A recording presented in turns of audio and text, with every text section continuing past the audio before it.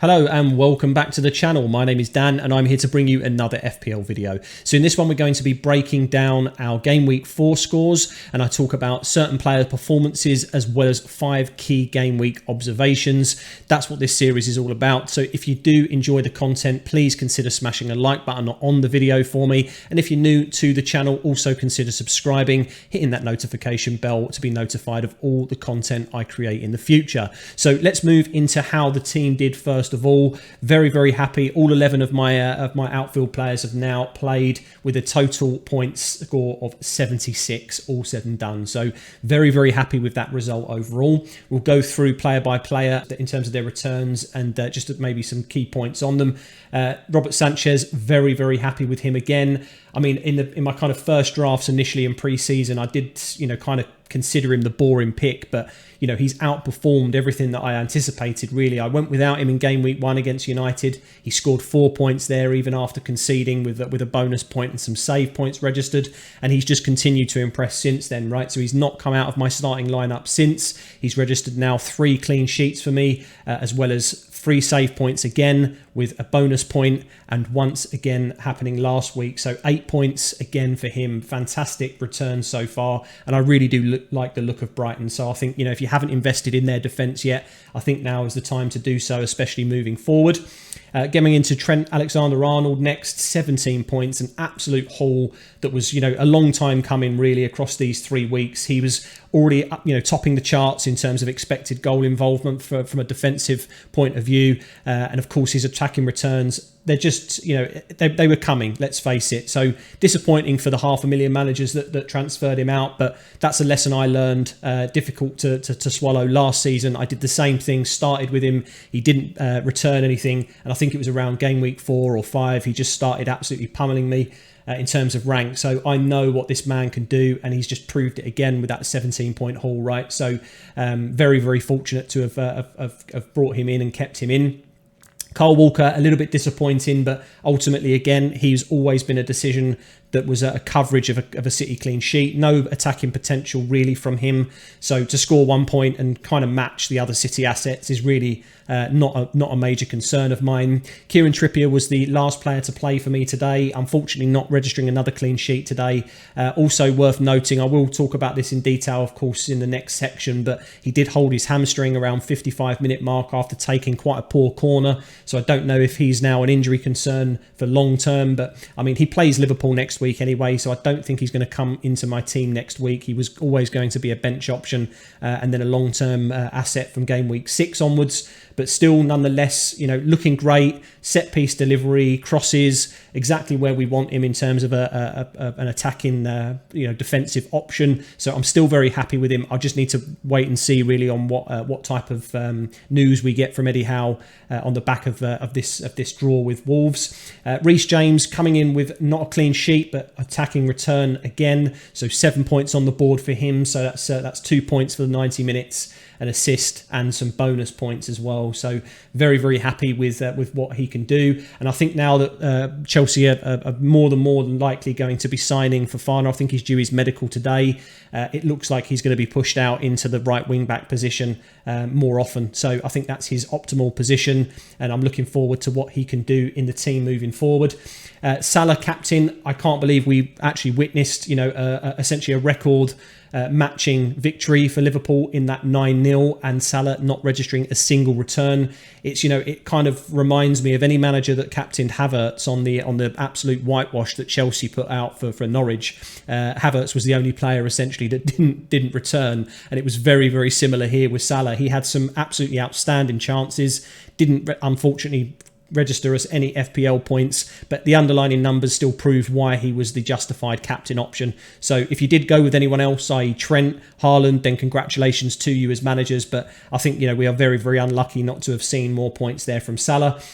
Saka finally outscoring Martinelli in a game, which I'm very happy with.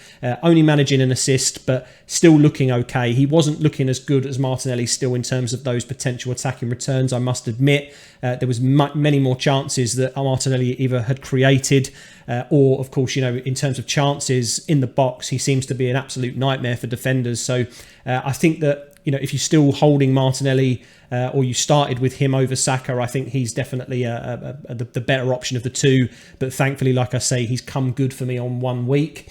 Pascal Gross next with 11 points, scoring that goal, bonus points to boot as well. You know, Brighton just looking great at home, to be honest. I'm really glad I brought him in. That's now 2 attacking returns in 2 weeks for him. Of course, registering the assist last week for Trossard, and then Trossard providing the assist for Gross this week. So I think ultimately, you know, he's going to be up until the wild card point. I did think that he may be a transfer out or as a possibility leading up to the wild card, but I think I may just hold on to him all the way through now to game week 9. But definitely one to watch in terms of his consistency. No surprises, I don't think, here on Mason Mount being the flop of the week for me again. You know, only 1 point. Unfortunate that Chelsea, of course, got a red card early on. It meant that Tuchel had to shape the team differently, and Mount was the sacrificial lamb in this case, but only managing the first half, essentially being subbed in the second half for Azpilicueta.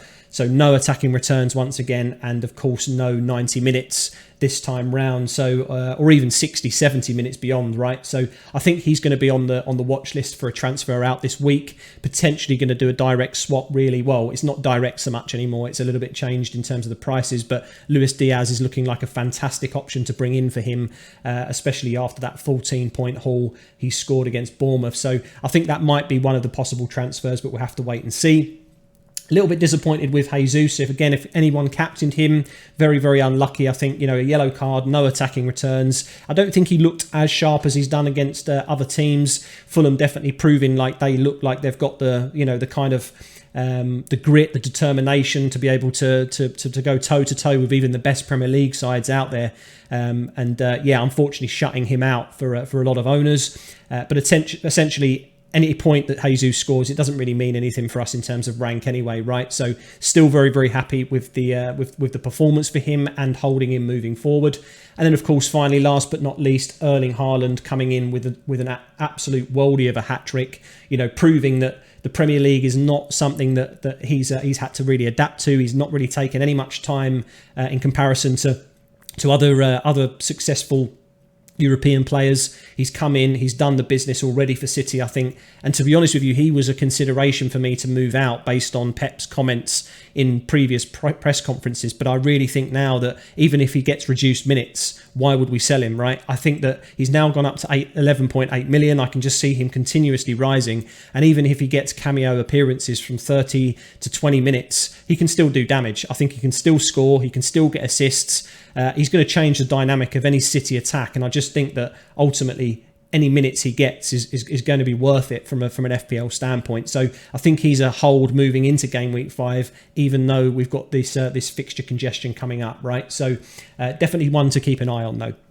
In terms of the bench, Andreas and Ward, the only scoring players there. So Andreas potentially would have scored me 1 extra point if I would have put him in instead of Walker or Mount, but that was never a consideration. So no sort of mistakes or any problems this week. Nico Williams, of course, scoring 0, yet to play against Tottenham and register his points yet. And of course, Ward again coming in with 1 point. So as mentioned in my previous breakdown, I really do think that if you're a Ward and Iverson owner, you need to be moving one of them on for a Sanchez or potentially a Dean Henderson, a Ramsdale, somebody else essentially, because I just think that Leicester defensively, they're conceding goals. It was a 10-man Chelsea and they still lost 2-1, right? So I think it's a no-brainer to get rid of him. As already mentioned, 76 points overall. Very, very happy. So let's move into the second half of the video where essentially I just break down 5 kind of key points or takeaways from the game week, from watching certain games, watching the highlights, and just essentially just some observations to help us in our decision making moving forward, right? So let's move on to that section now. So number 1, with the early kickoff on Saturday, first of all, with Manchester United looking much more together as a team. I think really this type of fixture for United specifically is going to be the definition of their season this season. It's a result that actually I don't think we would have got last season. I think Southampton were looking quite threatening, and we probably would have conceded between the 70th and 90th minute in last season, and we've essentially come out with the 3 points after a bit of grit and determination. So I still think though, from a defensive point of view, it's a little bit too early to invest in them. But Dalot looking great on the right, Malacia definitely looking much better than Luke Shaw on the left. So I think we're seeing a much more solid starting 11 now for Ten Hag and United. So, essentially ones to watch, but I wouldn't necessarily invest straight away. I did notice that Sancho was substituted a little bit earlier, so it looks like he could potentially be the sacrificial attacker for those early substitutions, especially around fixture congestion for these, more dominant teams. Let's say if they've got European fixtures, cup fixtures in the midweek as well. Of course, it just looks like he potentially gets a reduced amount of minutes, which is never what we want from an FPL point of view, right? So maybe someone to avoid in terms of a transfer in. And Southampton, as mentioned, did really compete quite well. I would say that there was no standout FPL option as far as I'm concerned. Che Adams looked okay. He had some chances. I wouldn't necessarily think that he was the investment at this point. I think Mitrovic is probably a better option as a cheap striker. But I would mention that James Ward-Prowse, certainly in terms of a set-piece delivery, once Southampton's fixtures swing at any point, 100% looks like he could do some damage. His crosses are second to none. He's on free kicks, corners, everything we want from an FPL perspective. So I think he could potentially be a consideration at some point. Brighton defensively into number 2, continuously impress. I really do expect that the Amex is going to be a difficult fixture for a lot of teams this season, including the top flight ones. I think that Sanchez, Dunk and Veltman are great options from an FPL point of view, with Trossard and Gross as great attacking options also. I think that as a squad, as mentioned in previous videos, I think Graham Potter's finally got a system in place now that the Brighton players understand and are working with and towards moving forward. I think they just look great. So I definitely feel like it is a time to invest if you haven't already over the past few weeks. And then, of course, Leeds, I still think they're an option. They didn't look as threatening, and I did anticipate that Rodrigo would blank here against Brighton, and he did. But I do believe that the fixtures moving forward still warrant his investment. It wasn't just a one-week move, right? So if anybody is considering selling him after a 2-pointer, just don't. Just hold him for the next 3 weeks. He looks like his fixtures are going to be delivering at least some more returns. So I think he's definitely an investment that can be looked at still.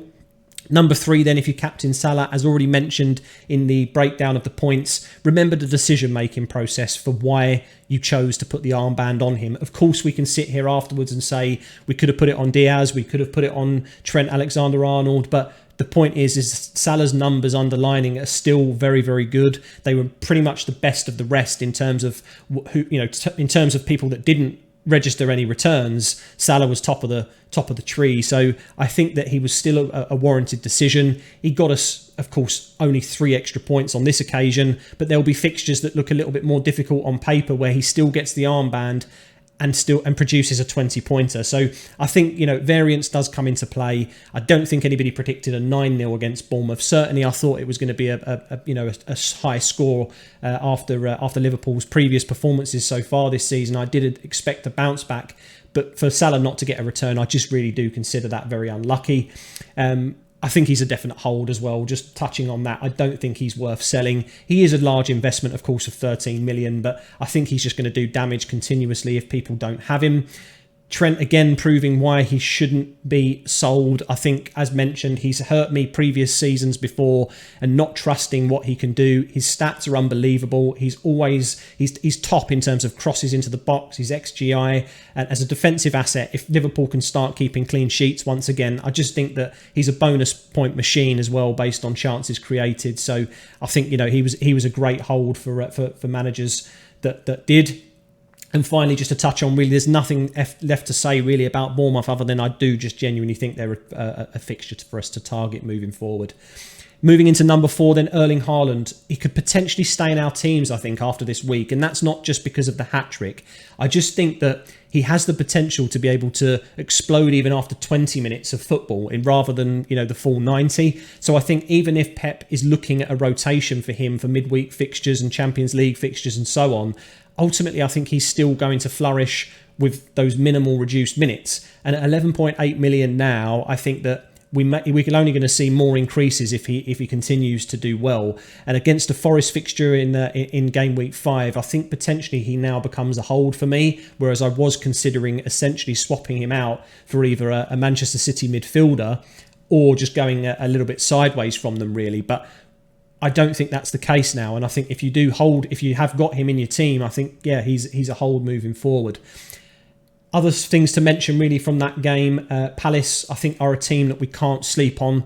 They are actually quite high up the fixture ticker for attacking and defensive returns, but with Zaha out injured, it does look like that Eze is more than likely going to become the best FPL option, at least until Zaha's return. He registered an assist from that corner for Anderson to get his head on. I think his delivery is great, the creativity is there. I wasn't so sure about him as an FPL asset originally after just some eye test and watching, but I think actually when you look at Palace in terms of nailed players, he looks like the best option as an alternative to Zaha while he's injured. So one to watch for sure. And finally, number 5, then Trippier owners. If you are one of those like myself, he did actually hold his hamstring after taking a corner around about the 55-minute mark. So we'll have to wait and see what Eddie Howe comes out and says about him moving forward. I do anticipate if you are an owner of him, though, he was more than likely going to be a bench option for us in game week 5 as they face Liverpool. But I still believe he is a hold for now. Game week 6 beyond looks very, very good for Newcastle. And with it being a midweek fixture against Liverpool anyway, I think we can probably anticipate that Eddie Howe may rest him just for this week, see how he gets on in training, and he features again in game week 6 next weekend. So I think a hold for now for sure.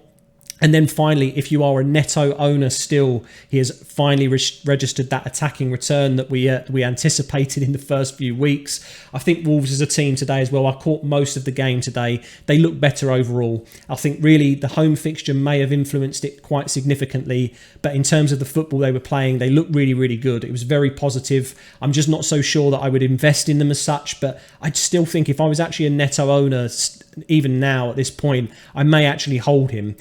He's obviously fallen in price, but I don't think he's going to fall anymore. I think most managers now have moved him on to someone else. But I think if you had other fires to put out or you made alternative moves to him, I'd suggest probably keeping him now, at least until a potential wild card for yourself. So that's going to wrap up the video for today, guys. I hope you enjoyed the content. If you did, please consider subscribing if you haven't already and hitting that notification button to be notified of all future content I release. And of course, if you like the video, smash that like button also. I've got a watch list video coming up tomorrow, so stick around in the channel for that. Of course, in terms of the 5 game week observations in this video, I tend not to go down the statistical route. It's just mainly really an eye test and just kind of those initial thoughts on the game week. So if you want more of a specific player breakdown, then tune into that video tomorrow, and hopefully that helps your decision making for transfers for game week 5. Let me know in the comments below how you got on in game week 4. I hope you did great, and of course, yeah, thanks again for watching and showing the support on the channel, and I'll see you in the next video.